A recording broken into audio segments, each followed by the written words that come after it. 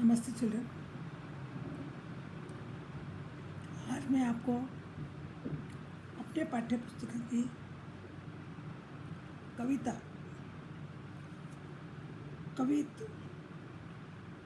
पद्माकर राव की लिखी हुई कविता को समझाने जा रही हूँ। पेज नंबर 29, कविता नंबर 4 और कविता का नाम है कवित और इसको लिखने वाले पद्माकर। अब कवित शब्द में इस कविता के माध्यम से आपको प्राकृतिक दृश्य का वर्णन किया गया है। बड़े ही सुंदर से देखो, उन्मीकरण में आपको थोड़ा सा बताया गया कि प्रकृति तेरी अजब कृति, मित नहीं तेरी आकृति, खनिज तत्वों का भंडार, तुझ पर निर्भर यह संसार, तुझ में माँ की ममता है, तुझ में अजब क्षमता है। यानी उस उन्मीकरण से ही हमको बताया गया प्रकृति की रचना, कृति यानी रचना। आए दिन नए नए नए नए आकृति होती रहती है और इतना उसके प्रकृति के अंदर इतना कुछ भरा हुआ है करीब, जिसमें भंडार जिसका कभी कोई अंत नहीं होता। और यस, उसी के ऊपर, प्रकृति के ऊपर ही हमारा जीवन है। प्रकृति अगर अच्छी बनी रहेंगी तो हमारा जीवन भी अच्छा रहेगा। और इसके लिए कवि ने प्रकृति को माँ की उपमा दी है। कहा है कि माँ के समान है प्रकृति। जैसे माँ अपने बच्चों से प्यार करती है, वैसे ये प्रकृति हम सभी लोगों से अपार प्यार करती है। तुझ में अजब क्षमता है। अजब क्षमता, अजब यानी अजीब, क्षमता यानी सहनशील। कोई कुछ भी करो तुम, पर तुम्हारा काम है कि तुम दूसरों को क्या देती हो? प्यार देती हो, अच्छे देती हो। जैसे एक छोटा सा उदाहरण मैं आपको बता रही हूँ कि एक पेड़ है, पेड़ पर जैसे आम का पेड़ है, चाहे और कोई पेड़ पर आप उसको पत्थर मारते हो, प्रकृति की देन है वो पेड़।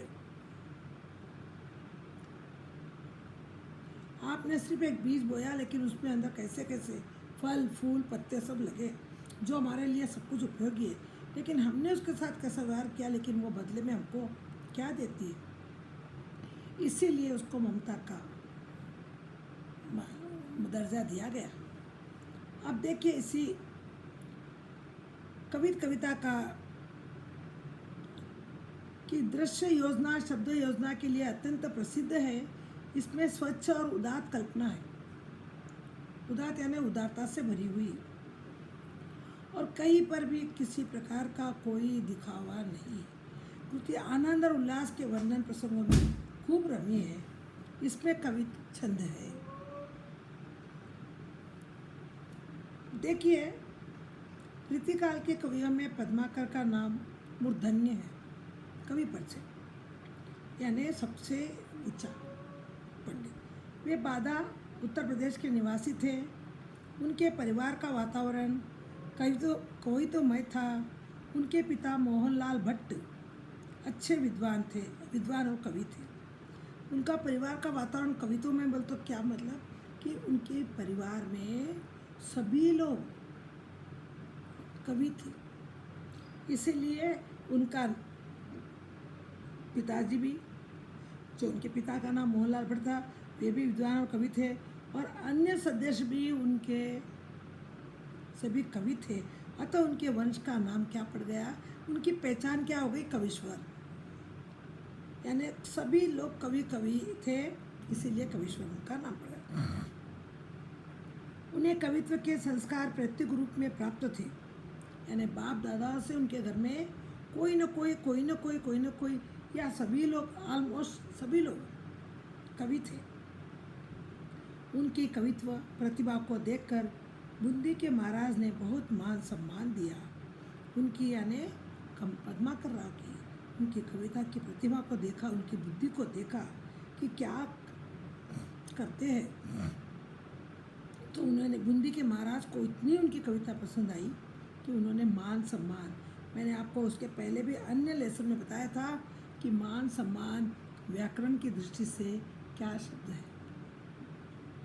बच्चों हर समय ध्यान रखिए, बीच बीच में आए हुए व्याकरण को मैं आपको बार बार अभ्यास कराती हूँ। ये मान और सम्मान है युग्म शब्द।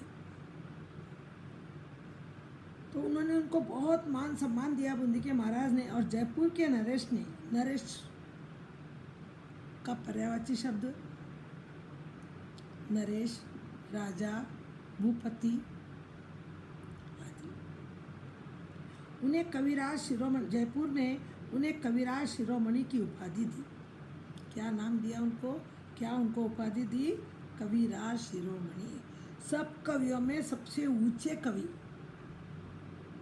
सबके ऊपर शिरोमणि यानी यानी आपको पता है नाक के माथे पर मोती रहता है, भगवान के माथे पर मुकुट रहता है, राजा के सर पर मुकुट रहता है, तो जो सबसे ऊपर होता है, तो इनको भी उन कवियों से सबसे श्रेष्ठ कवि का नाम उपाधि देते हुए कविराज शिरोमणि की उपाधि दी।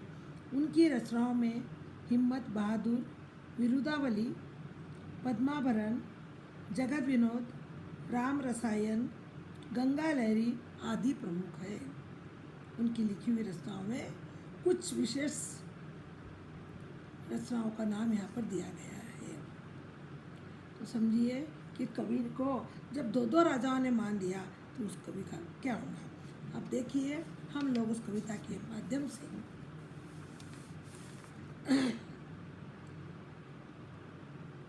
इसका जो मेन संक्षिप्त में सारांश है उसको अगर आप समझ लेंगे तो कविता आपको बहुत जल्दी से समझ में आएंगी। जो 2 लाइन में उसका सार दिया गया है, मनुष्य सामाजिक प्राणी है, समाज पृथ्वी पर विकसित है और पृथ्वी प्रकृति पर। देखिए मनुष्य सामाजिक प्राणी है, समाज में रहता है, सबके मिलजुल कर रहता है, तभी उसका कुछ जीवन बनता है, और समाज पृथ्वी पर रहता है, विकसित हुआ है, और पृथ्वी प्रकृति पर। पृथ्वी किससे विकसित होती है? प्रकृति पर हमारे जीवन में इस सृष्टि की अपूर्व देन प्रकृति है, लेकिन इन सबसे ज़्यादा हमारे जीवन के अंदर अगर हम किसी को मान्यता देंगे तो वो है प्रकृति। प्रकृति को देखकर कई ऐसे लोगों ने कई लेख, कई कविताएं, कई कहानियाँ, और आज भी हम लोग जब हमारे स्वास्थ्य के बारे में भी कुछ रहता है, कुछ तबीयत ऐसी हो जाती है, उस समय डॉक्टर लोग भी हमें प्रकृति के उस स्थान पर जाने के लिए कहते हैं जहाँ पर चारों ओर प्रकृति दिखाई दे। उस वातावरण को देखकर भी हम निरोग बन जाते हैं, रोगी से निरोगी हो जाते हैं। हमारी प्रशस्ति वेदों, उपनिषदों, प्राचीन ग्रंथों में तरह तरह से की गई है। प्रशस्ति यानी प्रशंसा, यानी हमारी यानी किसकी? प्रकृति की। एक जगह नहीं, वेदों में, उपनिषदों में, प्राचीन ग्रंथों में भी जगह जगह पर इसका वर्णन हमको दिखाई देता है। जैसे आप देखिए भगवान श्री राम चित्रकूट गए, वहाँ कोई महल नहीं था, कोई रोड नहीं थी, कोई सुख सुविधाएं नहीं थी, लेकिन फिर भी उस प्रकृति की गोद में उन्होंने कितने आनंद से जीवन बिताया। कितना अच्छा लगता था नदी का बहना, कलकल आवाज़ करना, पक्षियों का चहकना, पेड़ों का झूमना। ऐसे उनके कहाँ पर समय गया उनको कुछ पता भी नहीं लगा। जो महलों में रहने वाले एक छोटी सी घास फूस की झोपड़ी बना के बाहर रहे, तो भी उनका वातावरण, क्योंकि प्रकृति से संबंधित वातावरण इतना शुद्ध, इतना अच्छा हो जाता है कि उनकी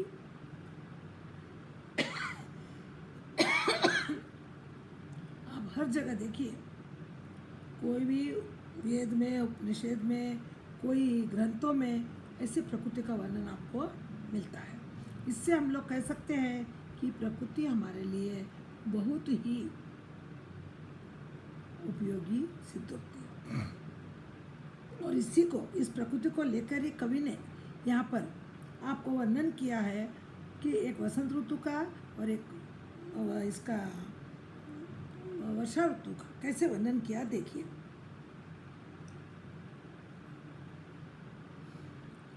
इस भाव को कवियों में अपनी अपनी शैलियों से सृजन किया है।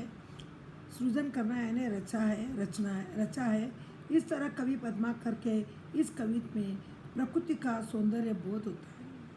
बस इस कथन से हम लोग को ये सिद्ध हो गया कि इस कविता के अंदर 2 अनुच्छेद दिए गए हैं, एक में वसंत का, एक में वर्षा ऋतु का। प्रकृति का उस समय कैसी वह शोभामान हो जाती है, इसके बारे में कवि ने हमको बताया। देखिए, ओरे भांति कुंजन में गुजरत भीर भोर, ओरे डोले छोरन पे बोरन के हवे गए। देखिए, ओरे भांति कुंजन में गुजरत भीर भोर, उस बगीचों के अंदर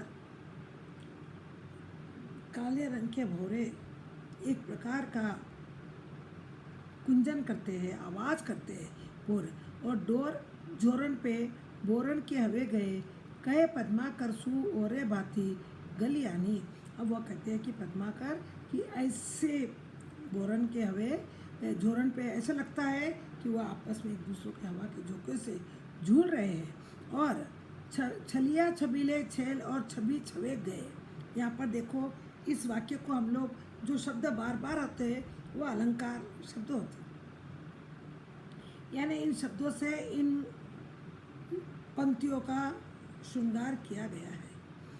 छलिया छबीले, छलिया यानी बहुत चंचल, और छबीले यानी सुंदर, छेल और छबी छवे गयो, तो उतने वो गाते हुए झूमते हुए वो भौरे इतने सुंदर लगते हैं, छवि गए। और भांति विहंग समाज में आवत होती, और अलग की तरह भांति में विहंग यानी पक्षी भौरे। और भी तो विहंग समाज में, समाज यानी उन लोगों का ग्रुप, पक्षियों का आवाज़ होती।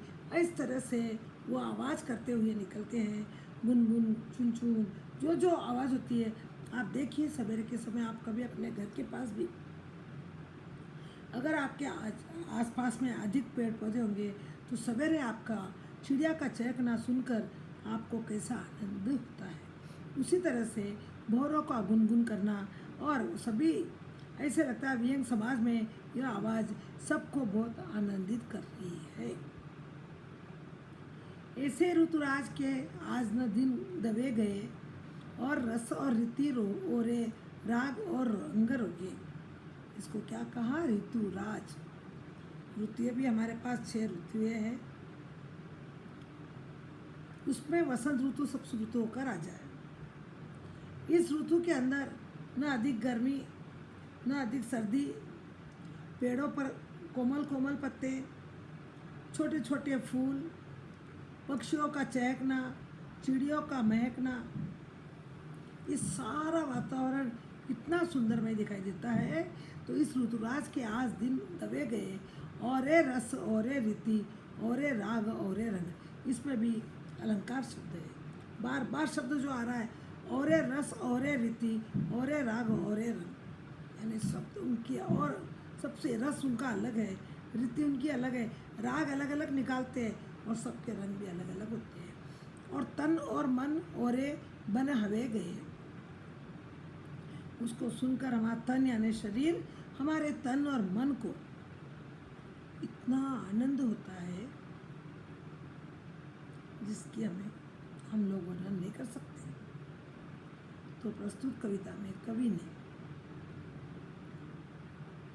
ने ऋतु का वर्णन करते हुए बताया है कि किस प्रकार से वसंत ऋतु के आने पर भौरे पक्षी चेल छबीले बनकर कैसे गुंजन करते हैं। अब यहाँ पर आपको और उस समय का वातावरण कैसा होता है, और इन सब को देखते हुए मन छोटी ऐसे कविता को करना है कि समझना है कि वर्षा आने पर और श्रावण के मास आने पर ये प्रकृति की दशा क्या होती है। अब देखिए, यहाँ पर भौरन को गुंजन विहार बन कुंजन में। ऊपर वाले अनुच्छेद में आपको वसंत ऋतु का आगमन के समय का बताया गया था। अब आपको भौरे कैसा गुनगुनाते हैं, उनको उनको क्या आनंद होता है। देखिए, भौरन को गुंजन विहार बन कुंजन में। कुंजन यानी बगीचा और भौरे यानी भौर, जो भ्रमर बोलते हो हिंदी में उसको, और आप भंवरी इंग्लिश में हनी भी बोलते हैं ना उसको, जो हनी पीता है सो। तो भौरन को कुंजन विहार में, गुंजन यानी आवाज़, पूरे उस जंगल में, उस बगीचे में, कुंजन में, बगीचे में सब जगह भौरों की आवाज़ है। और मंजुल मलारन को गावनो लगत, ऐसा लगता है कि कोई एक ऐसा, मलारन एक पहाड़ी प्रदेश की भाषा है जो लोग काम करते हुए गाते हैं, खेतों में काम करते हुए और भी कोई भी काम करते हुए वो अपनी राग के अंदर एक संगीत गाते हैं, उसको कहते हैं मंजुल मलारन को गाँव। ऐसा स्वर सुनाई दे रहा है कि मंजुल मलारन, बहुत ही मधुर आवाज़ लग रही है। कहे पद्माकर गुमा नहू ते मान हूँ ते, पद्माकर कहते हैं गुमा नहू ते मानू, इतना उनको गुमान और मान भी मिलता है। मानू ते प्राणु ते त्यारो, प्यारो मन भावना लग दो। लेकिन उनका गान, उनकी आवाज़ हमको प्राणों से भी प्यारी लगती है, यानी मन भावन, मन को पसंद करने वाली। ऐसा नहीं कि हमको उनकी आवाज़ सुनकर कोई ऐसे, जैसे आपको जब से कोई संगीत पसंद नहीं हो और वह संगीत अगर लगा दिया जाए तो आप उसमें रुचि नहीं ले सकते, और जिसमें रुचि है तो फिर वो आप उसमें तन मन उसमें लगा देते हो। तो यही पद्माकर ने गुमान हूँ ते मानो थे, प्राण हूँ ते प्यारो मन भावना लगता है, ऐसा लगता है प्राणों से भी प्यारी वो आवाज़ लगती है। मन भावना यानी मन को पसंद लगने वाली है।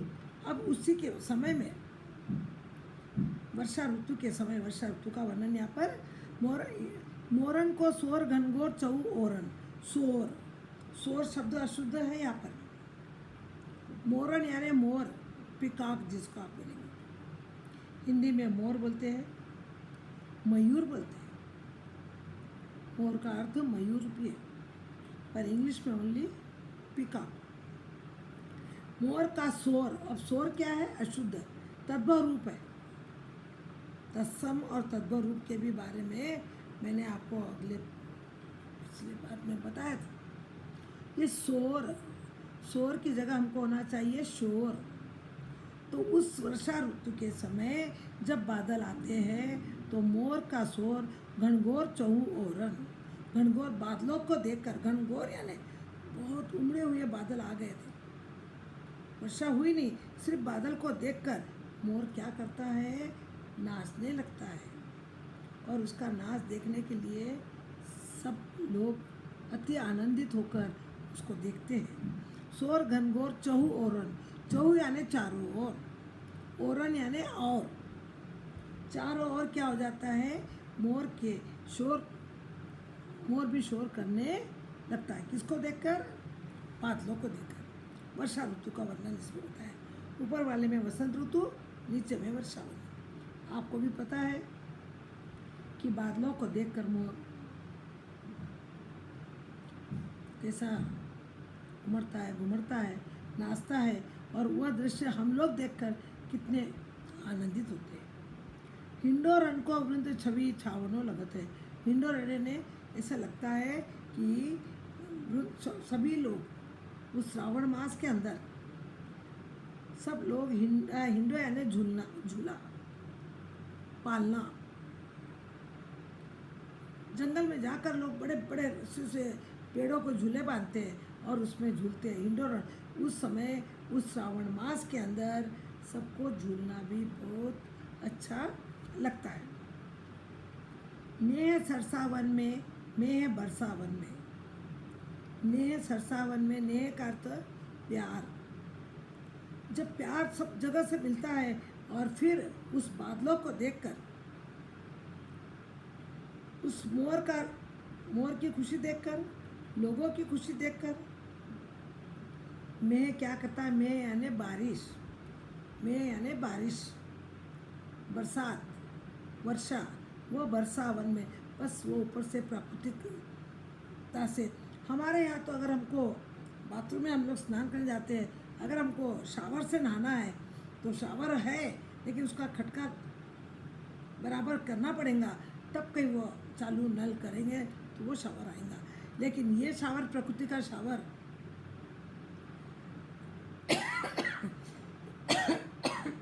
जिसको कोई चालू करने की आवश्यकता होती नहीं है, उसकी मर्जी, प्रकृति की मर्जी।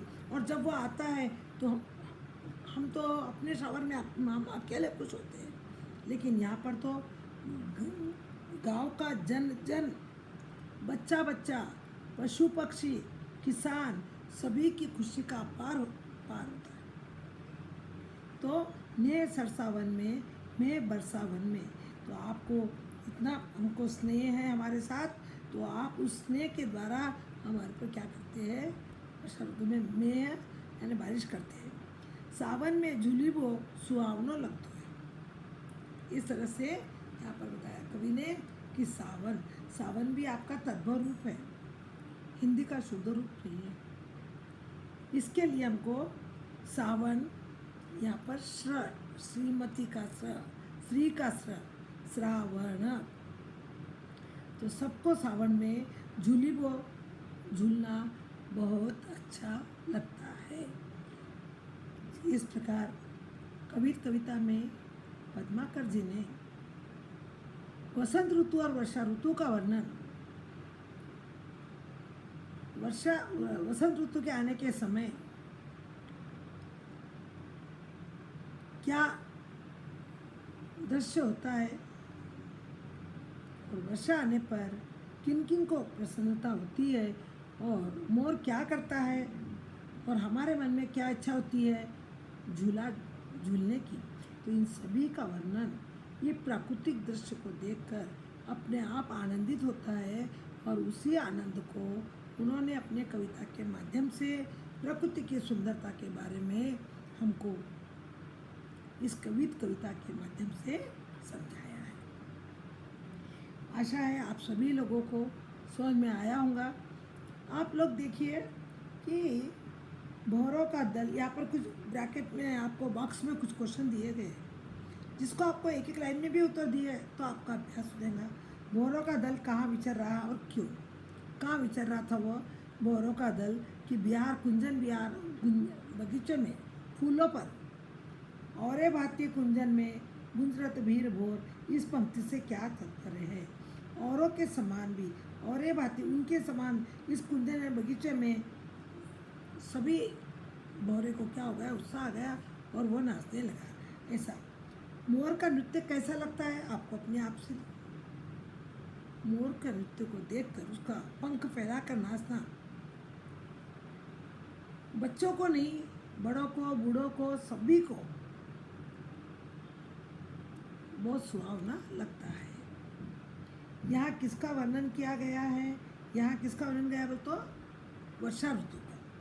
मोर जब नाचता है तो वहाँ कौन सा वर्णन होता है, कब नाचता है मोर, बादलों को देखकर। बादल कब आते हैं, वर्षा आने के पहले। सावन में झूलिबो सुहावनो लगतो है, इस पंक्ति का तात्पर्य क्या है, यानी अर्थ क्या है कि सावन में झूलना सबको अच्छा लगता है, सभी लोग पसंद करते हैं। और आप देखिए हमारे पास भी यहाँ पर हम लोग वन महोत्सव को जाते हैं श्रावण मास में, वहाँ जाकर जंगल में जाकर खाना बनाकर वहाँ बनाते हैं, नहीं तो वहाँ घर से ले जाकर जंगल का सीनरी देखकर हम लोग वहाँ पर पूरा दिन बिताते हैं। फिर झूले भी झूलते हैं, झूले लगाते हैं, तो उसमें झूलना भी हमको आनंद लगता है। ये एक समझने के लिए आपको क्वेश्चन है। अब देखिए आपको यहाँ पर पेज नंबर 31, तो बच्चों आपको ये कविता में वसंत ऋतु और वर्षा का वर्णन है, कौन कब नाचता है, और कवि ने इस प्राकृतिक दृश्य को अपनी कविता के माध्यम से आपके समक्ष रखा, जिससे आपने समझा और प्रकृति के स्वभाव को जाना, और हम उस प्रकृति के ऋणी हैं कि उसको देखकर, यानी उस सौंदर्य के बोध को देखकर हमारा मन भी क्या हो जाता है, प्रफुल्लित या खुशी हो जाता है। अब यहाँ पर अर्थकारिता प्रतिज्ञात्मक में हमारे जीवन में ऋतुओं के महत्व पर अपने विचार बताइए। तो यहाँ पर आपको बताना है कि हमारे जीवन में ऋतु यानी 6 ऋतुएं होती है। गर्मी, सर्दी, ग्रीष्म, शरद, शिशिर और बारिश, ऐसे 6 ऋतुएं होती है। तो इनमें अपना महत्व सब अपने अपने ऋतु के अनुसार, अगर ये अपने समय के अनुसार आती है, हमारा वातावरण भी बराबर होता है। ये हमारे जीवन में नहीं आएंगी, गर्मी के समय गर्मी नहीं आएंगी, हमेशा ठंडी रहेंगी और हमेशा ठंडी रहेंगी। शरद ऋतु नहीं आएंगी तो भी हमारे को जीवन में हमारे जीवन में इन ऋतुओं का बहुत महत्व है। इसके काल के अनुसार ही, जैसे घड़ी का समय देखकर हम लोग अपना काम करते हैं, वैसे ही प्रकृति की घड़ी है जिसके जरिए हम लोग अपना दिनचर्या का काम करते हैं। अधिकतर कवि ऋतु का वर्णन करते समय भौरों का उदाहरण अवश्य लेते हैं। क्यों? क्योंकि उस समय फूलों पर मंडराने वाले कौन हैं? भौर है। और वो बहुत ही अच्छी तरह से उनका प्यार उन फूलों के अंदर का रस पीने के लिए कैसे वो गुनगुनाते हैं, और उनका महत्व ही ज़्यादा है, इसीलिए उनका उदाहरण लेते हैं कवि। पाठ के आधार पर पंक्तियाँ सही कीजिए, यानी सीरियल नंबर से नहीं दिया गया है, इसको आप सीरियल नंबर से लगाना है। कुंजन में औरे भांति और कुंजरत भीर छबीले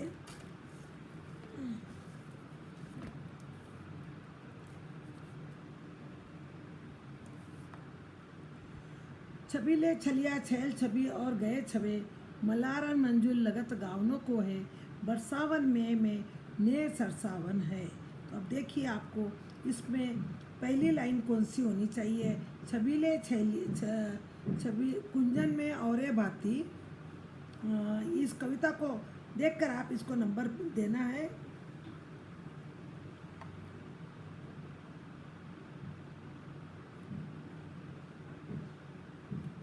कुंजन में औरे भांति भोर गुंजरत भीर, ये इसकी पहली लाइन है। पंक्तियाँ सही कीजिए। हाँ, तो इसमें उल्टा पुल्टा लगाया गया है। यहाँ पर इसको औरे को नंबर 1 फर्स्ट ऐसे बोलना है, भांति का नंबर 2। ये अगर आए नहीं आता है, लेकिन आया तो भी 3, और इसको सीरियल नंबर से लगाना है। इस लाइन को सीरियल नंबर से लगाना है। में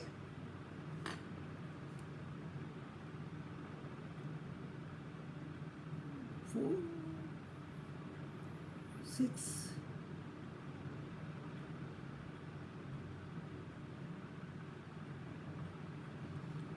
ऐसे इसको फर्स्ट देखो औरे को आता है, फर्स्ट आता है औरो, यानी सीरियल नंबर ये उल्टा पुल्टा दिया कवि ने। दूसरा आया भांति 2, फिर उसके बाद में कुंजन 3, में 4th 1, गुंजरत 5th 1, भीर 6th 1 और भोर है 7th 1। ऐसे उल्टा पुल्टा दे गया है, जमलिंग वर्ड्स के वैसा कर दिए। आप इसको सही तरीके से लिखना है, सीरियल नंबर से लिखना है। छबीले छैलिया छैल छबी और गए छबे। अब देखिए यहाँ पर आपको आएगा नंबर 1 छबीले, पहले आएगा छलिया, फिर आएंगे छबीले, छैल और छबी, छबे और गए। ऐसे नंबर आपको पहले इसको नंबर देकर आप इस सीरियल नंबर से अपने बुक में लिख, बस समझ जाना है, आपको लिखने की आवश्यकता नहीं है। मलारन मंजुल लगत गावनों को है। अब देखिए यहाँ पर आपको बताया गया है नंबर 1 मंजूल, नंबर 2 मलारन, कोको 3, 4, 5, 6, 2, 1, 5, 4, 6, 3। बस समझना है आपको कि इसमें आपको क्या करने के लिए बताया है। हमको ये एग्जाम के लिए नहीं है, सिर्फ एक अभ्यास के लिए आपको दिया गया है।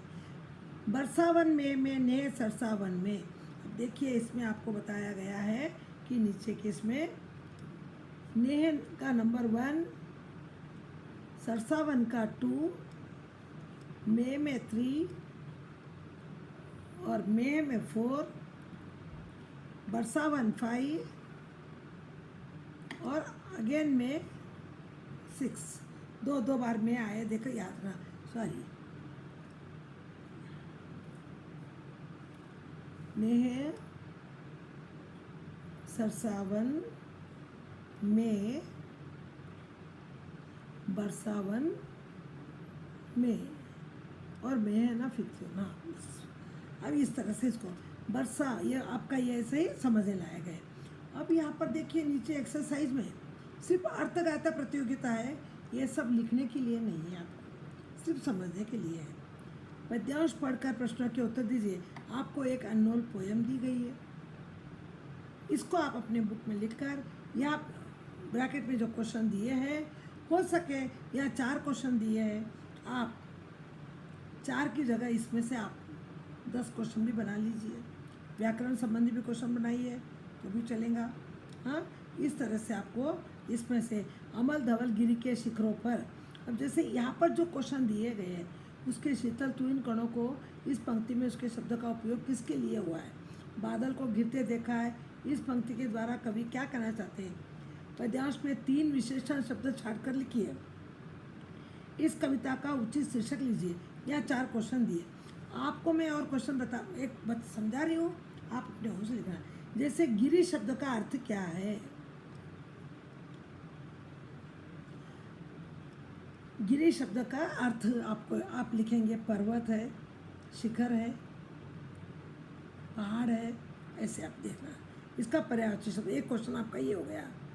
छोटे छोटे मोती जैसे, इस पंक्ति में कौन सा शब्द पुनरुक्ति शब्द है, ये क्वेश्चन आप बना सकते हो। तो आपका आंसर होगा छोटे छोटे पुनरुक्ति शब्द। और देखिए शीतल शब्द का विलोम शब्द लिखिए। क्या लिखेंगे आप। शीतल का शब्द का अर्थ है गरम। यस, तो ऐसे आपको और भी इसमें 4 है और भी क्वेश्चन। जैसे बादल को गिरते देखा, बादल शब्द का पर्यायवाची शब्द बादल मेघ। फिर सवर्णिम का सोने के समान अर्थ बताना है आप। और भी इसमें देखिए, और विशेषण आपको दिया है यहाँ पर। इसके अलावा इसका उचित शीर्षक दीजिए। तो ऐसे देखो 1, 2, 3, 4, 5 क्वेश्चन मैं बना दिया। वैसे और एक क्वेश्चन, कोई शब्द लेकर उसके वाक्य बनाइए। जैसे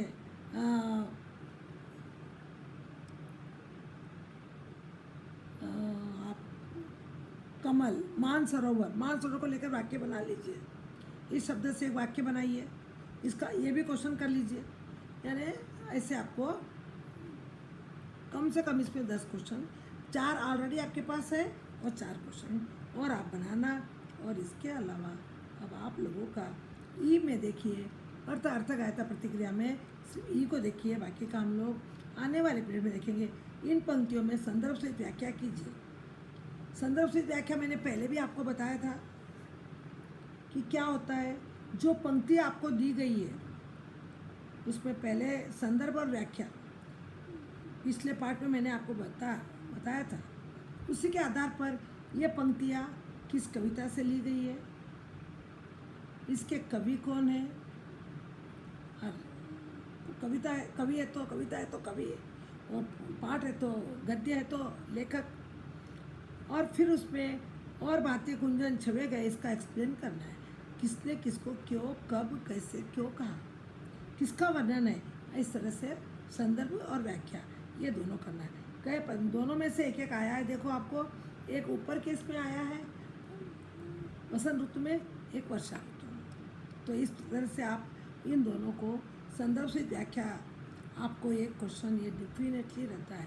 तो आप इन दोनों में से कम अपने नोट्स में 1 तो भी करिए, जो आपको अच्छा लगा।